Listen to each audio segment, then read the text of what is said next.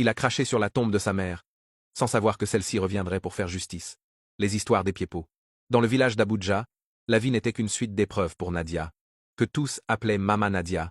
Veuve précoce, après que son mari a péri sur un chantier pour financer l'avenir de leur fils, elle s'était jurée de porter seule le destin d'Oscar, alors âgé de 4 ans. Son existence devint un calvaire volontaire. Elle transportait de l'eau pour les riches, lavait le linge pour des miettes, et vendait du bois sous un soleil de plomb.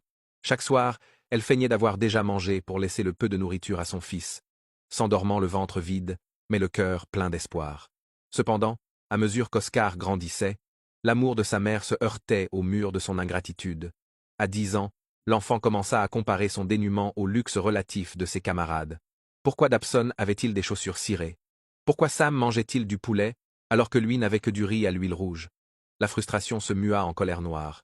Un après-midi, il jeta ses cahiers au sol et hurla son mépris. « Pourquoi m'as-tu mis au monde si tu ne peux pas t'occuper de moi ?» Ces mots furent les premiers coups de poignard dans le cœur de Nadia.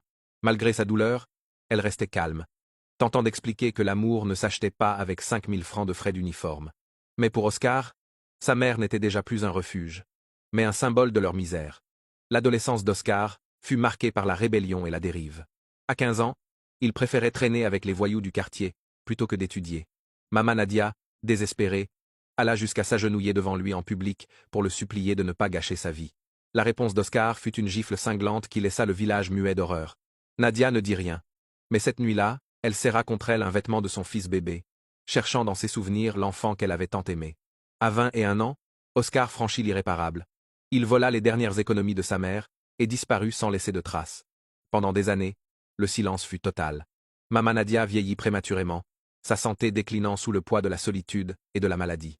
Lorsqu'elle tenta de lui envoyer un message par un intermédiaire pour demander de l'aide médicale, Oscar, désormais installé en ville, répondit avec un cynisme effrayant « Cette sorcière veut récolter là où elle n'a rien semé ».